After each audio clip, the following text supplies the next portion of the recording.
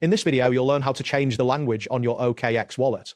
By following these simple steps, you will be able to customize your wallet experience to your preferred language, enhancing your usability and comfort. Begin by opening the OKX app on your mobile device or accessing the OKX web wallet through your internet browser. If you're not already logged in, enter your credentials to access your account. This step is crucial as you need to be signed in to make any changes to your settings.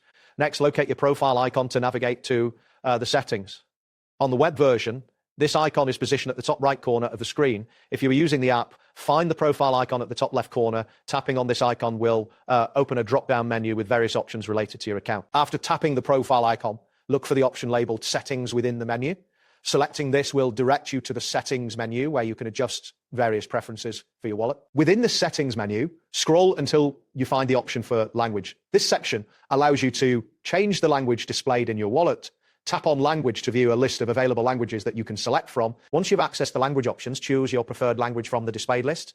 After making your selection, the app or web wallet will switch to your chosen language immediately. This change should be noticeable right away, allowing you to navigate your wallet with ease in your selected language. That wraps up today's guide. Thanks for watching and catch you in the next tutorial.